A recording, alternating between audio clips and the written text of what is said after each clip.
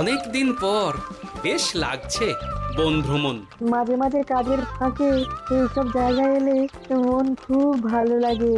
শুদ্ধ বাতাস, মাটির সোনা গন্ধ, পাখির কলতান, আহা।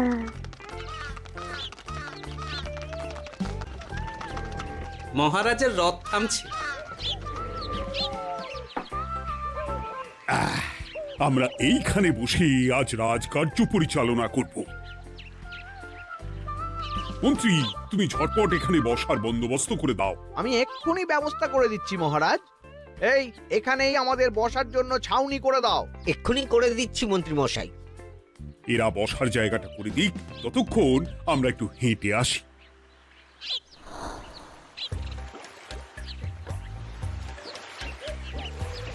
সকালবেলা হাঁটা শরীরের পক্ষে খুব ভালো মহারাজ।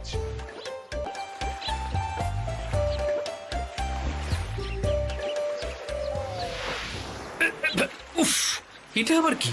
এই এটা আবার কোথা থেকে উড়ে এলো? কোথাও তো ঝড় হাওয়া কিছুই নেই।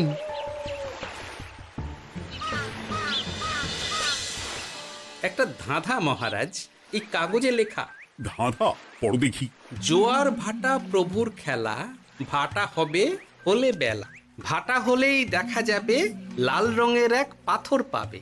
নদীর ধারে গর্ত করে যত্নে সাজাই কলস ভরে। হেথায় হোথায় ছড়িয়ে যাহা, অন্ধকারে জলে তাহা। ঢুকলে চক্ষু ঝলসে যাবে, হাতের কাছে ঘন্টা পাবে। ঠিক ঘন্টা বাজলে পরে পড়বে ঝরে থরে থরে। ঘন্টা যদি হয় ভুল, যেন তুমি হারাবে কুল। ঠিক ঘন্টা চিনতে হলে নকশা দেখো চক্ষু খুলে। সিন্দুক দেওয়ালে হাত দাও, আসল ঘটনা জেনে নাও। ওরে বাবা, খুব দীর্ঘ ধাঁধা। তা মন্ত্রী, তুমি কিছু বুঝলে? এটা একটা গুপ্তধনের নকশা।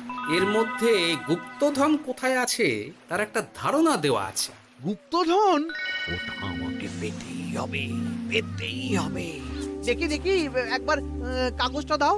গোপাল, কাগজটা আগে আমার হাতে দাও, দেখি ভালো করে। এখন নদীতে জোয়ার চলছে গোপাল। একটু পরেই ভাটা শুরু হবে। হ্যাঁ, ভাটা না হলে কিচ্ছু বোঝা যাবে না। এখানে স্পষ্ট লেখা আছে, ভাটা হলেই দেখা যাবে লাল রঙের এক পাথর পাবে। তার মানে আমাদের ভাটা হওয়া পর্যন্ত অপেক্ষা করতে হবে।